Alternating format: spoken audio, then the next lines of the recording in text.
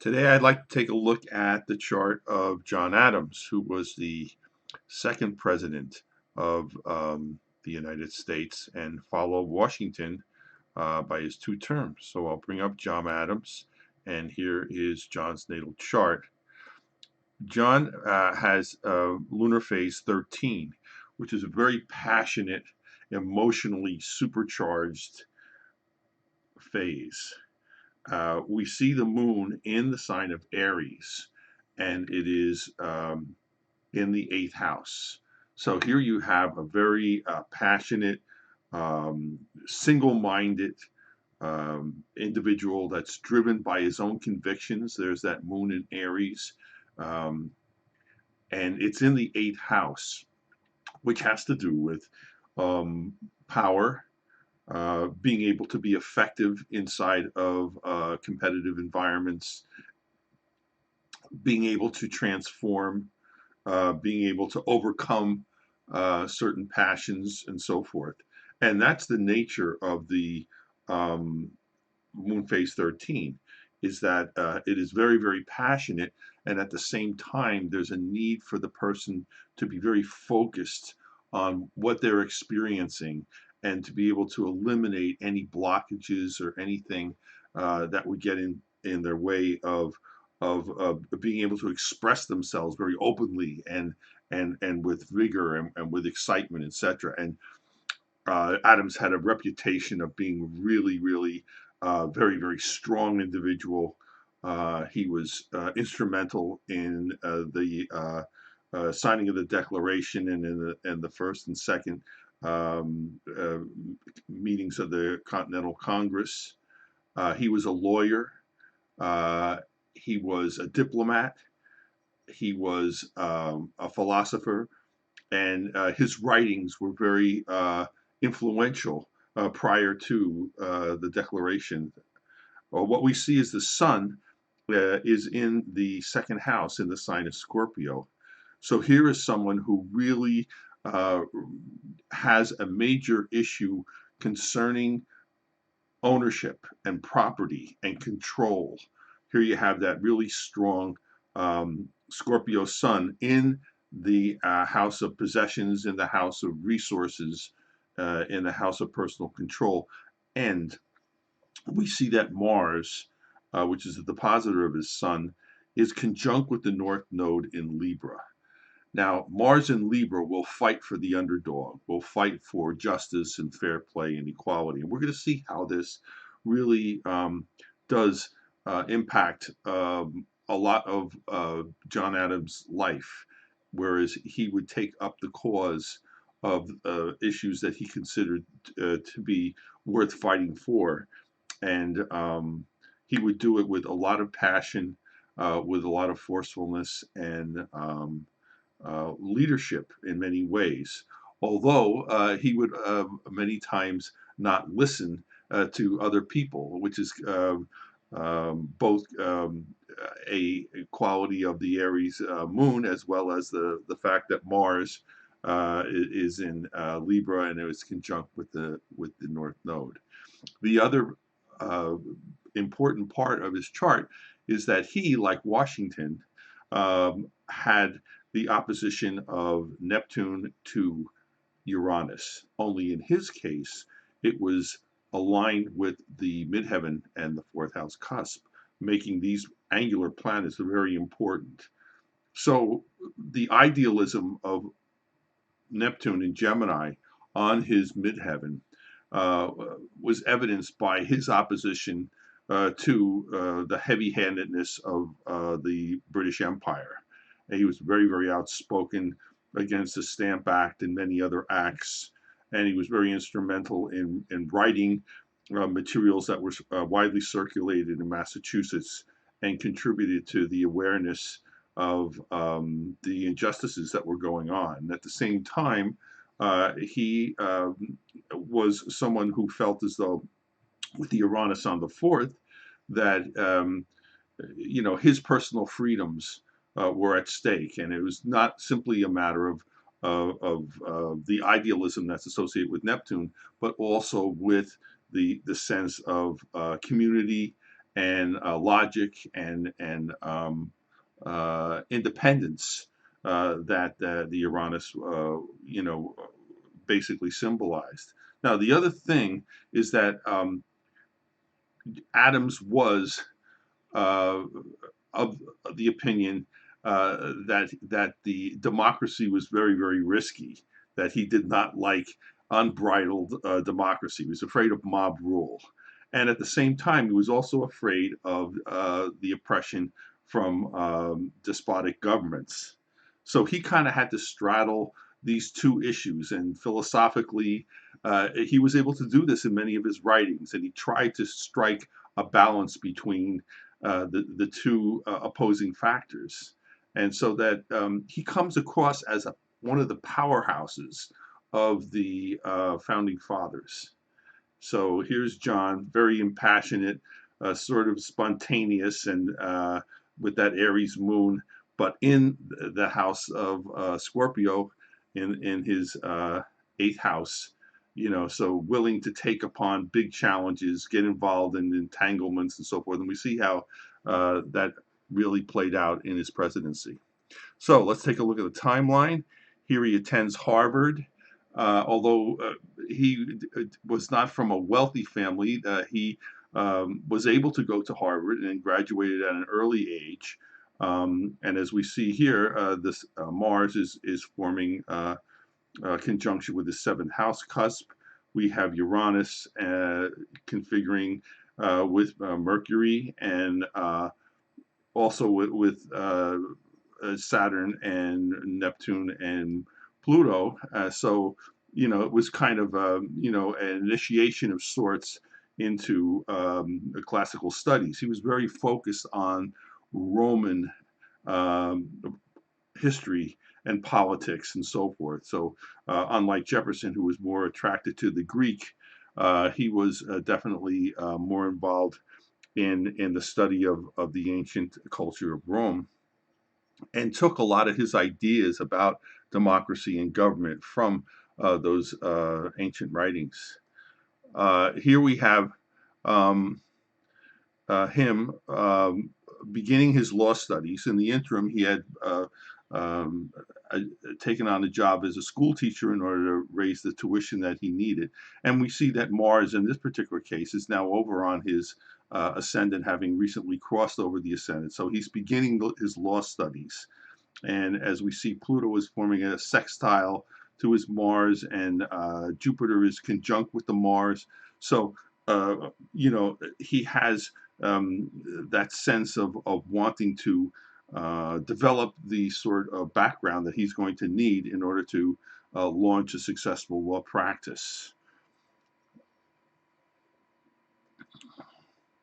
So, going to 1762, he begins work as a superior court barrister. As we see at this point, Mars is conjunct with its natal Mars. So a lot of times Mars will tell us how things are going in terms of um, career, in the sense of what you're fighting for, where you're expanding all your energy, where you're putting your energy into. So here we have a Mars conjunction, and it's conjunct with Pluto, having recently crossed over his natal Mars, which is not that far from there. And Uranus is configuring with Mercury. Jupiter is opposite to the Sun. It's forming aspects to Uranus. So here we have him now beginning his career as a lawyer. And although it took him a while to get off the ground with that, he became one of the most sought after lawyers in Massachusetts. And people really recognize that real strong sense of being able to make his arguments. The fact that the sun is in the second house made him very powerful in the sign of Scorpio, and having the moon up there in the eighth house, so litigations and so forth, decisions making. He was a natural at that. And we see Saturn, having both Saturn and Jupiter having entered into that house, energizing it. He marries Abigail, and she was an intellectual. Unlike many of the women from her time, although she supported Adams and was separated from him for many, many years during their course of their marriage. She has some 2,000 letters of correspondence that are very revealing as to the type of relationship they had and the events that were going on during their lifetime. So here's like a lifetime companion. Now that lunar phase 13, it's really important for them to find somebody who can tolerate them because they really want to do everything they possibly can with their life.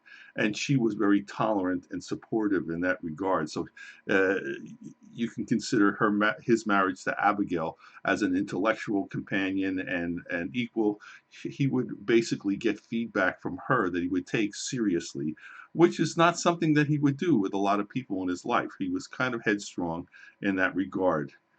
And we see here that the Uranus uh, is coming into a conjunction with the moon. So she's now going to be part of his life. And that's a big deal.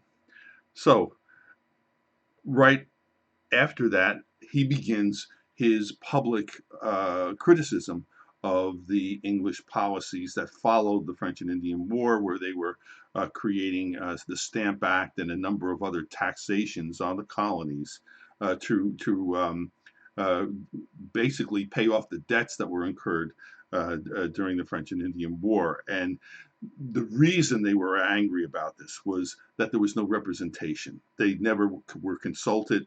There was a committee over in England that would just basically make their decisions independently, and the next thing you know, they had to pay tax and use paper that was stamped by the English government on any official document. And it even came down to playing cards. So here he is, kind of speaking out in public. We see Saturn at that point had crossed over, from his first Saturn return is up in the ninth house, and he's really going public on a lot of these issues. Saturn is forming a semi-square to the moon. Here we have Jupiter is configuring both with Venus and Mars, and the node. And Pluto, Pluto is forming a sesquiquadrate to his Chiron. And Chiron is also rather close to Saturn and in the sign of Taurus. So this whole idea of stewardship and the second house and being able to manage resources is one of his greater qualities, as he was able to really get into those negotiations, handle responsibility, handle resources. He's very good at doing all that. So, in a surprise to everyone, he defends the British in the trial of the soldiers that murdered 5 patriots during the Boston Massacre. And in doing so, he really took a big risk, which is something that that passionate Aries moon does. He wanted to be able to say it was a fair trial, even though his sympathies were more or less with the side of the Patriots, the Bostonians who were murdered. He, at the same time, wanted to show everyone that he was above his own personal sympathies, and so he defended them, and all but 2 of them were acquitted. And so that was on the basis of self-defense. So here we see the sun is forming a conjunction with Pluto, and Jupiter is getting ready to enter into the 4th house. Again, that Chiron shows up sometimes surprisingly in his chart. So there it is on the 7th house cusp, and Jupiter is configured with both the sun and the moon. Uh, Pluto is squaring with his Mars. So this was a big deal that he even did this. Okay, he's he's elected Massachusetts delegate to the First Continental Congress. Now, he participated in an enormous number, I think over 90 committees, and he chaired 20 some odd of them. So he was very, very recognized as a leader in terms of the Continental Congress that was held in 1774. And here you have Saturn. having recently crossed over into his ascendant. This is where you make your personal statement to the world, and you basically take responsibility and ownership over some activity that you're going to plunge yourself into and be able to manage properly. That's Saturn.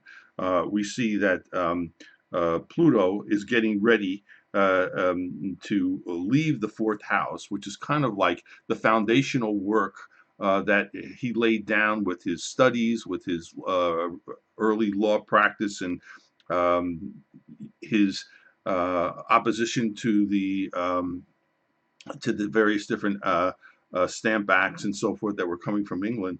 That period is kind of over. He's getting ready. When Pluto goes into the fifth, you're getting ready to express all of the intentions of that Libran Pluto, which is really all about being able to argue for justice, to be able to say that, you know, I want a fair shake. I want to be able to relate to the world in a way that's unencumbered by oppression and so forth. I want to fight for my freedom. So it's getting ready to go into the fifth house. So he's becoming more active in terms of all of that.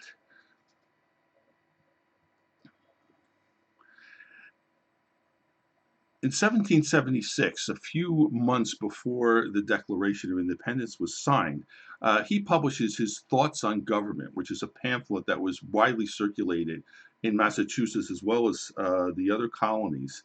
And he argues the case for independence from England. Interestingly enough, this is one of the most powerful statements that he ever makes publicly. And it was very popular and it was very influential. Here we see that Saturn is now right on top of that Mars North Node. And Pluto is really in that fifth house, and Jupiter is right on top of his midheaven. Uh, so here he is kind of coming out in terms of his philosophy, in terms of the guiding principles that he is going to take on as the revolution proceeds. And we see that that idealistic Neptune, which was up on his midheaven, is now starting to impact his ascendant. It's almost conjunct with his rising sign. And so what you see is that he's taking action on a lot of these concepts and so forth by publishing his philosophies. He was a great orator, but not quite as good a writer as, let's say, Jefferson, who was more fluid. But many people prefer his style of writing because it's very direct and assertive, as you would expect from somebody who had that phase 13 Aries moon. And so here he is publishing those thoughts on government. Straight away after that, we see that he, along with Adams and Franklin and two other members, drafted Declaration of Independence. Mars is conjunct with his ascendant. That Neptune is again straddling the ascendant. Saturn is still close by to all of that Mars North Node configuration. So it's just another extension of what he believed in. He's now, taking action on it. Mars, his depositor of his sun, hits the midheaven. Okay, he sails to Paris in 1778 on a ambassador capacity and meets with Franklin as well. And so here, Mars at this point is now over on his seventh house. So now he's going over to Europe to try to influence the French in seeking aid and acquiring some very needed loans. He's a natural at all of that. We see Saturn is conjunct with his retrograde Venus during this time. So it's a time when he's going to have to uh, be aware of the diplomacy and so forth. He's much more a stiff, assertive personality as compared with the very fluid Franklin, who would really be able to move in and out of different circles and be able to make his case with the High French court. Adams was seen as a little bit more stiff and not as well, equipped for that sort of fancy footwork that you had to do with the French. But here in 1782, he obtains a loan of 5 million guilders from the Dutch. So again, his strength is being able to drive those hard bargains, to be able to get the cooperation from people. We see both Saturn and Jupiter over in his fourth house, so that he's able to get cooperation, be able to relate to the Dutch, be able to speak in terms that they can understand, and present the United States as a wise investment at this point in 1782. The prospects of the United States being able to repay the loan he can use that to his advantage. So here he is, working out, one of his big strengths, and that is the management of resources. There's that house, second house with the Scorpio sun in it. He is named the first U.S. minister to Great Britain in 1785. And at this point, what we see is that Neptune is going to be conjunct with his Mars, which again, this Neptune, this idealism, the sense of loyalty towards the ideals of the revolution. He's going to have to start to negotiate this stuff, be able to deal with the English. And as a matter of fact, as time went by, his sympathies were always with the British and not the French. And this was one of the things that we're going to see as time goes by, even though it was the French that really, without their help, we would have never won the war of the Revolution. And so here he is being able to negotiate and deal with the French. That Pluto, again, is firmly in the fifth house. So this is the work that he's done during this time of his life that was expressive, that we see Saturn is in that house as well. Okay, he's elected vice president under George Washington. Washington wins all electoral votes. Adams comes in as number 2, and as such becomes his vice president, which he will do again during Washington's second term. So we see here that Pluto is forming a square to Venus, and Jupiter is forming squares to the moon. We see that Neptune is trining his midheaven. So again, that idea that this idealism is starting to work its way through that second house, which is such a powerful house for him. Just by way of that transit of the sun, which is never really, it's a trigger more than anything else, but the sun at that time was conjunct with the seventh house.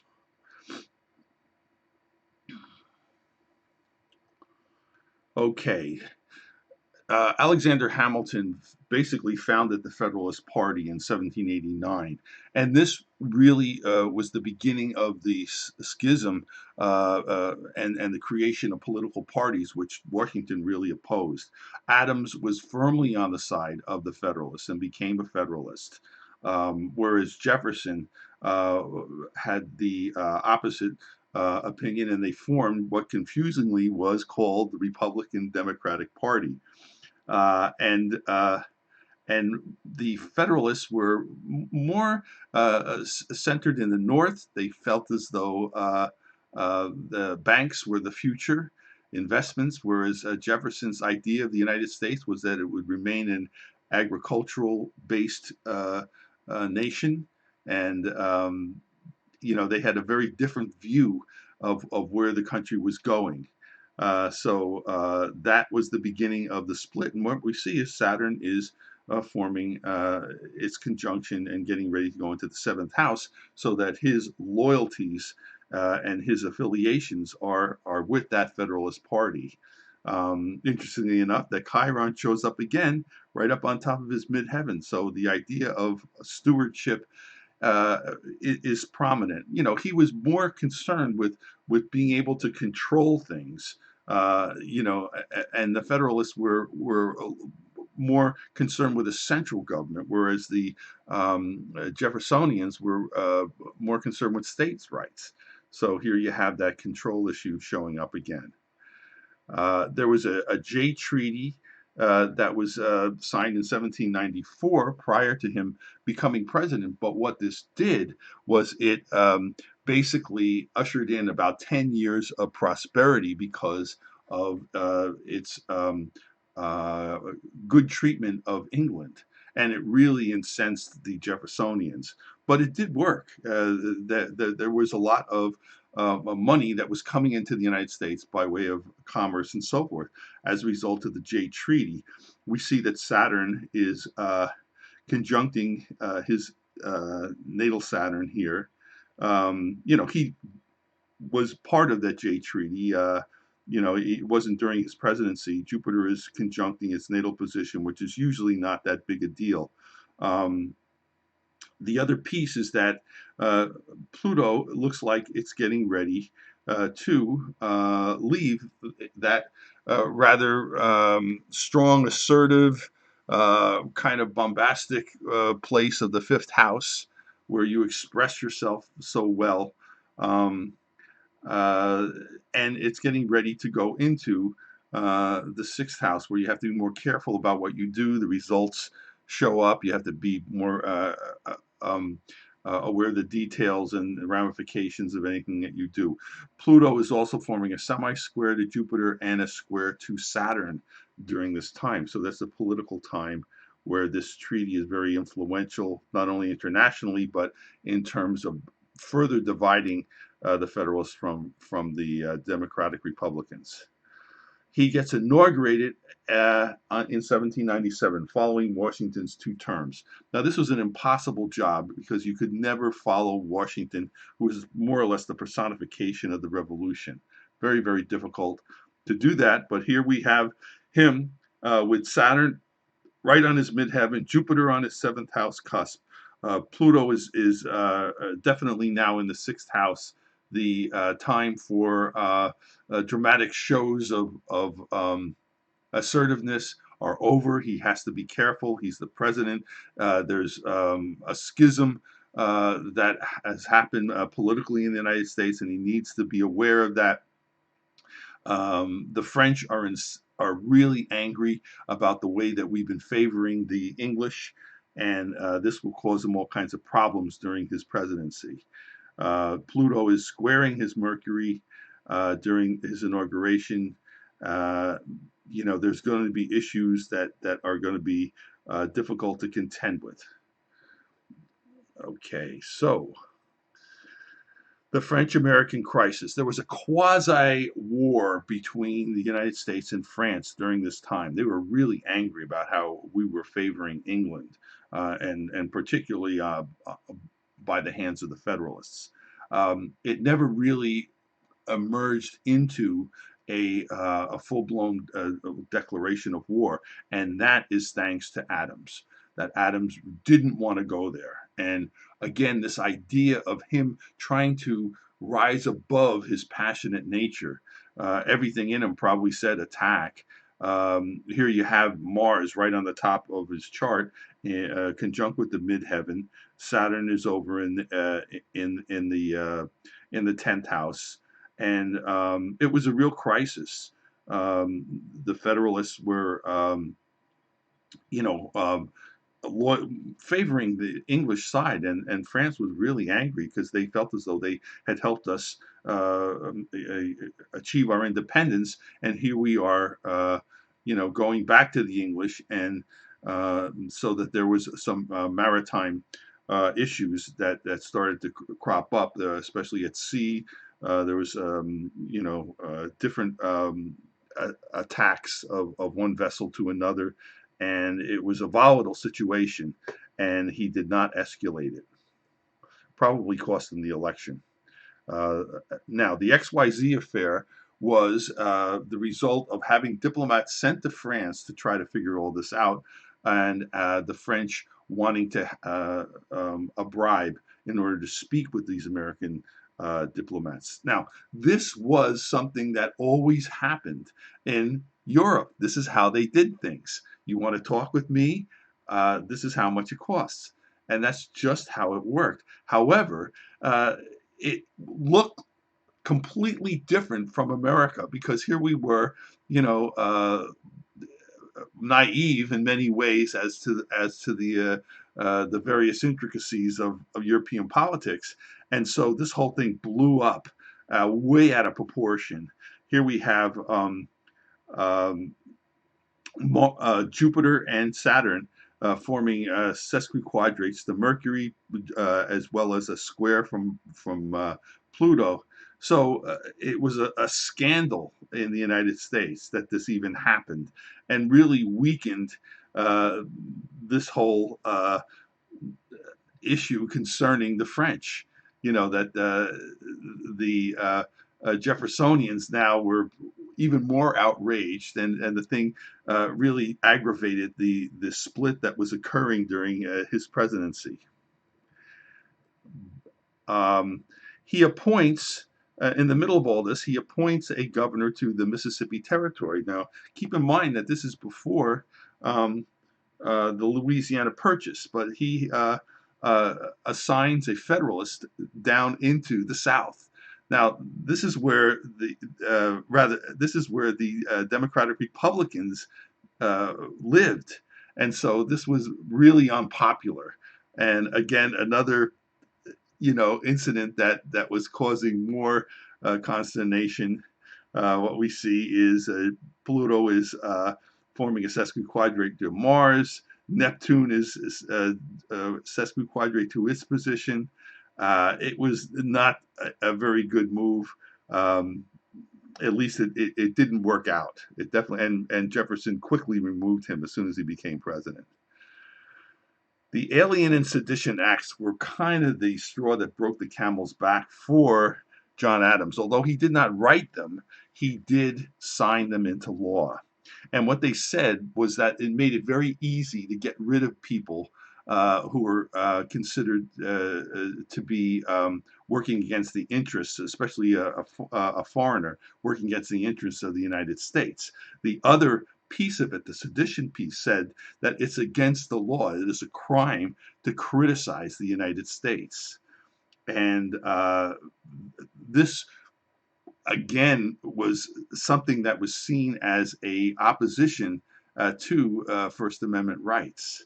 And so here you have Adams weighing in on this, and he's already kind of heavy-handed in terms of the way that he deals with democracy. He doesn't like the rule of the mob. He signs this thing, although, like I said, he wasn't involved in its in the law, actually the writing of the law or promoting of the law, but he did sign it in, so he kind of like took the heat for it, and it was a very, very unpopular um, document, and it was kind of in response to the XYZ affair in part. Here we have that Mars is right around, the transiting Mars is right on top of his Pluto, which at this point is in Pisces, and it's in his sixth house. Adams would later say that this was the worst decision that he made during his presidency, and probably was the reason why he did not get elected. Uh, the conflict with the French still continues. There was a naval encounter where the U.S. Constellation captured a French ship during this time. Here you have Uranus, starting to form a conjunction with the ascendant. Pluto is forming that sesquiquadrate to Mars. Saturn is squaring the moon. Uranus is forming a semi-square to the sun and squaring its natal position. So this was kind of like the worst time for that French opposition. Finally, in 1799, the Treaty of Amity kind of closed down this whole affair with the French and came to an agreement, and did so without any declaration of war, much to Adams' credit. Although at this point, the damage really had been done. We see that Uranus is still squaring its natal position. Saturn trines with Mercury, so that this is kind of the agreement that kind of was able to put a stop to a lot of the problems. Mercury is squaring um, Pluto in this regard as well. So this is finally the resolution of that quasi war that they had.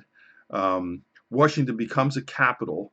Adams was the first president to be able to have residence, although there was no furniture or it really wasn't ready entirely. But at that point, Uranus is almost on top of his ascendant. We see Neptune is conjunct with Venus, and Mars is going into his seventh house. So here he was towards the end of his presidency, and it was almost ready, but not quite. He retires from the presidency in the spring of 1801. Uranus, at that point, had crossed into his first house. Saturn is squaring his Venus, which is kind of like the end of his presidency. He was a one-term president. Um, his Jupiter is squaring Pluto. So and Pluto is semi-squaring the moon. So that's it. He is done. He will spend the next 25 years writing correspondence with Jefferson and various different local activities in Massachusetts. But his life on the big political stage is pretty much over at this point. Going to 1826, he dies on the same day as Thomas Jefferson, exactly 50 years after the Declaration was signed. And here we have Mars right on top of his sun.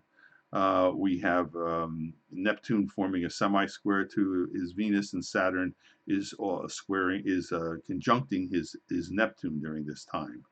Um, so it's a long life that he finally, at this point, his Pluto would be in the seventh house, and interestingly enough, forming um, a in conjunct with his sun, and the days of him having to worry about all the different things that the uh, the sixth house Pluto, required of him, more attention to details. That's well behind him.